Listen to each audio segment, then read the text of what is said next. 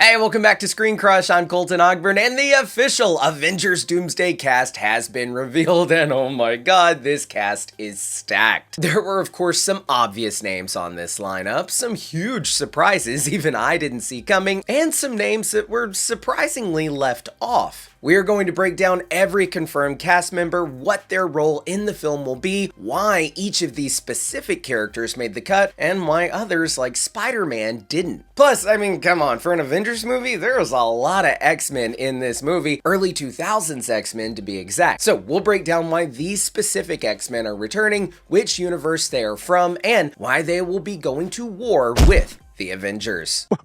I can't believe. And hey, be sure to check out our merch store, ScreenCrushMerch.com. We have got some great Marvel-inspired parody shirts, such as The Beast, Woo, I'm about to make a name for myself, America's Ass, and many, many more. We've also got a sale going on right now. Be sure to check that out. So, I don't know what you guys did yesterday, but I sat at my computer screen for like 5 hours watching a live feed of chairs. Yeah. Chairs. Each chair, of course, featured the names of each cast member. We've got Thor, Invisible Woman, Captain America, Bucky Barnes, Black Panther, Ant-Man, US Agent, Namor, The Thing, Shang-Chi, Yelena Belova, Beast, The Sentry, The Falcon, Human Torch, Red Guardian, M'Baku, Ghost, Loki, Professor X, Magneto, Nightcrawler, Mystique, Cyclops, Gambit, Mr. Fantastic, and of course, the man himself, Dr. Doom. Oh my god.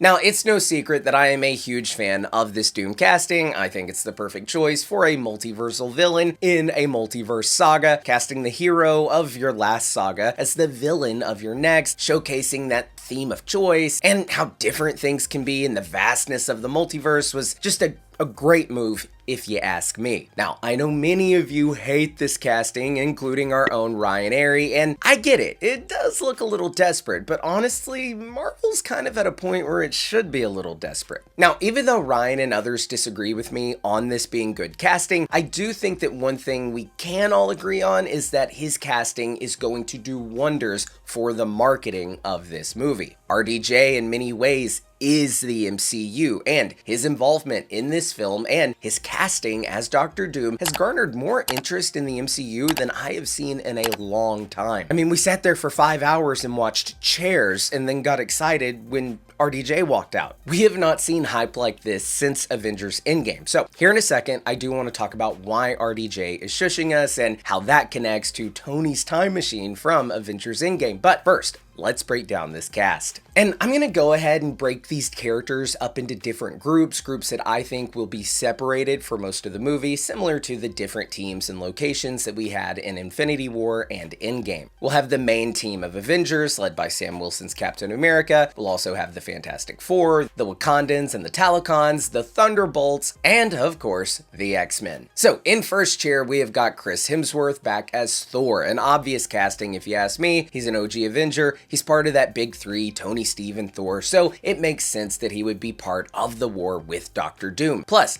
Tom Hiddleston's Loki is in the movie, and we've got to see these brothers reunite. I also think it's safe to assume that once the incursion between universes begins, remember that's when two realities begin to clash into each other, which is likely what Doomsday is in reference to, not solely to Dr. Doom, but the MCU's literal Doomsday, the end of the world. Anyway, I think we will see Thor go back to Earth, team up with the Avengers in hopes of devising a plan to save the universe like they've done many, many times before, only this time, there's no Tony, there's no Steve, no Natasha, and according to these chairs, or lack thereof, there's no Bruce Banner, no Clint Barton, and no Rhodey. Okay, what? So Thor will be in a position where he arrives on Earth and finds a new team of Avengers that he has never really worked with before, a team recently assembled by the team's new leader, Sam Wilson's Captain America. This team will consist of Ant-Man, the new Falcon, Shang-Chi, and maybe the Thunderbolts. There is an asterisk in the Thunderbolts title, which could be a hint that the title will change in like the closing credits of the film once the team is recruited by Sam Wilson to become official Avengers. So that would then include Bucky, Yelena, Red Guardian, Ghost, and John Walker. I'll have you know I was actually the official Captain America, so. Yeah, for like 2 seconds. And honestly, I think this could be a pretty fun Avengers lineup. Bucky and Sam are always fun together. Yelena would be filling the shoes of her late sister. We'd see a reunion between Ant-Man and Ghost. Remember, she was introduced in Ant-Man and the Wasp. And we could even see Sam and Thor bicker over who is team leader. There'll be no knifing one another. Everybody knows who's in charge. Oh, and there's Sentry who, okay, potential spoilers for Thunderbolts. Still here? Okay. Sentry is also a character called the Void. That's like his darker half. He's super powerful, and he could be a connection to a place called the Void in the MCU that we've of course seen in Loki and Deadpool and Wolverine. And maybe Doctor Doom is actually pursuing Sentry as a weapon of sorts, and maybe we'll see the Avengers protecting Sentry from Doom, similar to how we saw the Avengers protecting Vision from Thanos and the Black Order. Or at least they tried.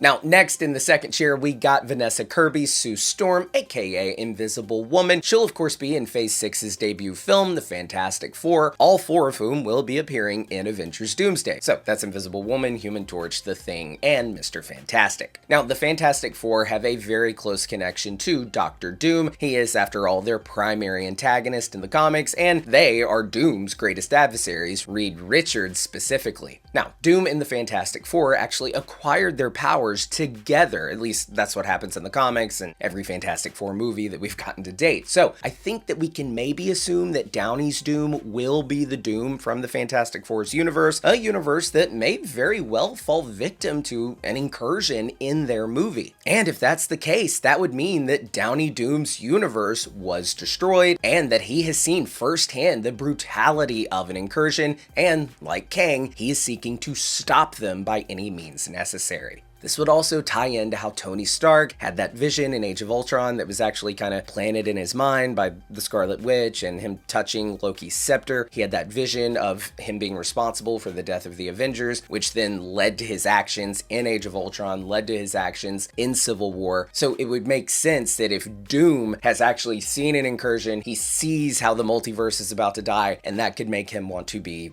its savior. Now, there is also the possibility that Doom is from Universe 838, the universe that we saw in Multiverse of Madness, or maybe he's from the Fox X-Men universe. I'll get into those possibilities though once we get into the X-Men lineup. Okay, so that was the Avengers, the Fantastic Four, the Thunderbolts. Now, let's talk about the Wakandans and the Talokans. In this lineup, we have Shuri's Black Panther, M'Baku, King of Wakanda, and the King of Talokan, Namor. And I think we will see Shuri, M'Baku, and Namor form an alliance to challenge the rule of Doctor Doom, or join the Avengers in a fight against the X-Men to save the Marvel Cinematic Universe, Universe 616. Okay, now let's talk about the X-Men. We have got Kelsey Grammer's Beast. Remember, he played Beast in X-Men The Last Stand and in the New Future that we saw in X-Men Days of Future Past, as well as in this post-credit scene for The Marvels. We were hoping you could tell us. We then have the two legends themselves, Patrick Stewart and Ian McKellen, returning as Professor X and Magneto. Stewart's Professor X has already made his MCU debut in Multiverse of Madness, but this will be our first live-action Magneto in the MCU, and it is only fitting that it be Sir Ian McKellen. And hopefully, in a post-Secret Wars era of the MCU, we could see maybe McAvoy and Fassbender return to these roles,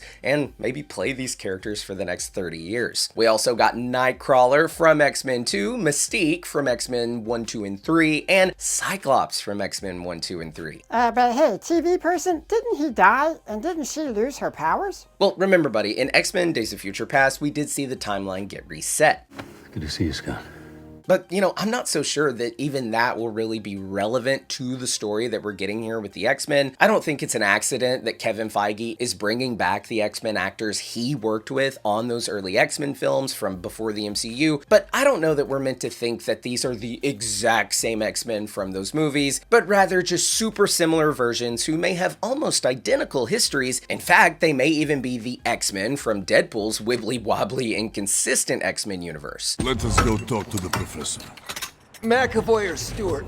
Oh, and hey, speaking of Deadpool, we also have Channing freaking Tatum returning as Gambit, a return which was teased here in this little TVA screen in the post-credit scene of Deadpool and Wolverine, and in the full-res version of this scene, we can see Gambit standing in the aftermath of that battle, and in the reflection of his eye, we see a portal open. hinting that he is likely going to Deadpool's universe. And again, I think that could be the X-Men universe, which will be colliding with the MCU. I think that could be Deadpool's universe, which is also where Wolverine is. And we know that there is an X-Men team in that world. And I have to say, I love that they are casting these OG actors. One, because it's cool. I mean, these are the X-Men that I grew up with. But two, because it brings a certain level of familiarity to these characters that we already know and love and have a general understanding of from those previous films. And this makes it to where we can actually care about the conflict happening between them without needing to do more like X-Men build-up movies. We've already got them. We can just go into Doomsday, and then after the big Marvel reboot, after Secret Wars, we can reboot with a new X-Men. But I am excited for this conflict between these two worlds and getting to feel torn about this battle between the Avengers and the X-Men and who we want to root for. And out of all of these returning X-Men, I mean, I am hyped for Ian McKellen returning as Magneto, but I have to say, I think I might be most excited for James Marsden's return as Cyclops, because he wasn't given the best treatment in those original X-Men movies, and this would be an opportunity for him to really get to do the character justice. Like I said, by it being these actors that we know from having performed these characters before, it makes us feel closer to them. We feel like we know them, we care about them. And I mean, hey, take Hugh Jackman's Wolverine from Deadpool and Wolverine as an example. That is a Wolverine that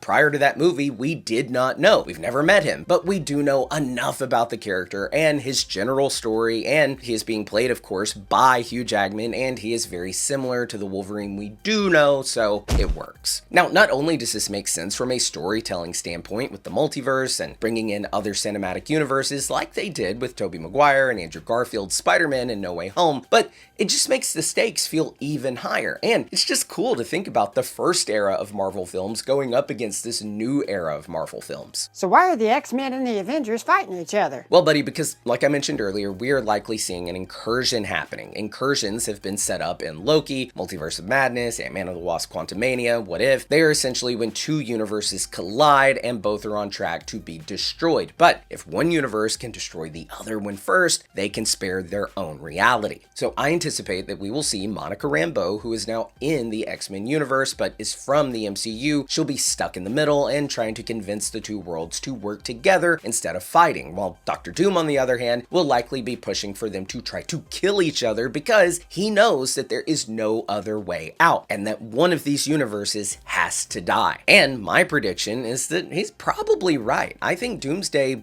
will happen. Both universes will be destroyed, and that's when we will land in the Void, aka Battle World, which is what we saw in the Secret Wars comics, and this will of course set us up for the Secret Wars movie, the sequel to Avengers Doomsday. But what's weird is that Monica Rambeau isn't in this cast lineup. Neither is Deadpool, neither is Wolverine, neither is Spider-Man, Doctor Strange, She-Hulk, I could go on. There's a lot of missing characters that you'd think would have to be in this movie, especially if it's shaping up to essentially be an Avengers versus X-Men movie. Well, luckily, Marvel Studios may have just confirmed that there is still more casting yet to be announced for this movie. Now, part of me feels like there's already way too many characters in the movie, but part of me also feels like, hey, where the is Spider-Man? Where's Deadpool? Where's Wolverine? Where's She-Hulk? Where's Hulk? Where's Star-Lord? Doctor Strange? Wong? Daredevil? Person? Moon Knight? Miss Marvel? Captain Marvel? Valkyrie? Wanda? White Vision? Person? Mobius? Wasp? Nick Fury? Rhodey? Peter 2? Peter 3? Person! Sorry, I guess what I'm saying is we're gonna need more chairs. You're gonna need a bigger boat. So guys, we only got to scratch the surface of what may be on the horizon and the implications of this announced cast list and what it tells us about Avengers Doomsday's plot. I cannot wait to talk more about this in the coming weeks as we finally embark on our journey to Avengers Doomsday and Avengers Secret Wars. And can we just pause for a second and appreciate the fact that we are getting Dr. Doom, the Fantastic Four, the Avengers, the X-Men, and more all in one movie? This is an action figure play sesh from my childhood coming to life. My 10-year-old self wouldn't be able to shut the up about this movie, and quite frankly, I don't think my 27-year-old self is going to be able to shut up either. I am so excited, and I hope you are too. Now, before we go, it wouldn't be a Colton video without a wild theory, so let's talk about why RDJ is shushing us. The Russos have said that the death of Tony Stark in Endgame is directly connected to Doom and why Doom had to be played by RDJ. Now, I think that the two are variants of one another, but there's also the possibility that Doom is like possessing the body of Tony Stark. We'll just have to see. Luckily, I have been slightly vindicated by the Russos confirming there is a connection between the two characters. There is a reason that they look alike. But anyway, I bring all this up because in Endgame, when Tony begins his path to the snap and his self-sacrifice, that path begins the moment he figures out time travel. And after that, what happens? I think this little shush that we saw in this casting announcement could be a little wink and nod to Tony's discovery of time travel in Endgame, which leads to his death, which the Russos say is connected to Dr. Doom. I think that Doom, like Tony, will have also mastered time travel, and that will tie into his multiversal shenanigans in Doomsday and Secret Wars, and perhaps we'll learn that Tony's creation of time travel is responsible for the creation of Dr. Doom. Now, I would love to hear your thoughts and theories on all of this down in the comments below. Are you excited for this movie? Are you excited about this cast? And do you think we're gonna get more? Is Spider-Man gonna be announced? He better be. If you're new here, please do feel free to subscribe and smash that bell for alerts. For ScreenCrush, I'm Colton Ogburn.